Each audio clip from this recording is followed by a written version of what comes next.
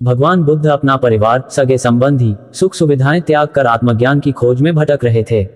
उनके मस्तिष्क में विचारों की आंधियां आती, प्रश्न उमड़ते और वे उनका समाधान प्राप्त करने प्रयत्नशील रहते।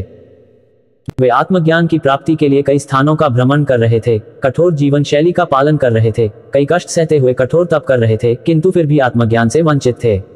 एक दिन एक वृक्ष के तले आसन जमाए वे गहन विचारों में लीन थे। धन, माया, मोह, संसार की समस्त सुख सुविधाओं के त्याग के बाद भी आत्मज्ञान प्राप्त न होने के कारण उनके हृदय में निराशा का संचार होने लगा था। निराशवश वे सोचने लगे कि प्रयासों में मैंने कोई कमी न की, इस पर भी मुझे सफलता प्राप्त न हुई। क्या मुझे आत्मज्ञान प्राप्त न हो सकेगा? उदास मन से वे अपने मस्तिष्क में उठ रहे इन प्रश्नों में उलझे हुए थे कि उन्हें प्यास लगाई। वे अपने आसन से उठे और पानी पीने सरोवर की ओर चल पड़े। वहां उन्होंने देखा कि एक छोटी सी गिलहरी मुंह में फल दबाए सरोवर के किनारे आई। अचानक उसके मुंह से फल छिटक कर सरोवर में गिर गया। फल सरोवर की गहराई में समाने लगा।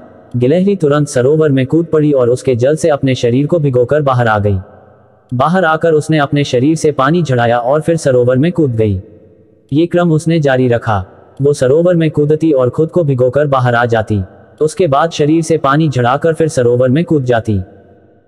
बुद्ध बड़े ध्यान से उसकी गतिविधियों को देख रहे थे और इससे अनभिज्ञ गिलहरी अपने कार्य में जुटी हुई थी। बुद्ध सोचने लगे कि इस छो गिलहरी के लिए सरोवर खाली कर अपने मुंह से गिरा फल प्राप्त करना असंभव है। इस पर भी ये बिना हिम्मत हारे पूरी आशा और लगन से अपना लक्ष्य प्राप्त करने में जुटी हुई हैं। एक छो गिलहरी जब निराश हुए बिना अपना लक्ष्य प्राप्त करने की दिशा में प्रयास कर सकती है, तो मनुष्य होकर मैं क्यों नहीं? मैं क्यों निराशा के भंवर में डूब रहा हूं? नहीं, मुझे निराशा त्याग कर पुनः आत्मज्ञान प्राप्ति की दिशा में प्रयासरत हो जाना चाहिए। वे लौट गए और पुनः तप में लीन हो गए। एक छो गिलहरी से सीख लेकर वे आत्मज्ञान प्राप्ति में जुट गए।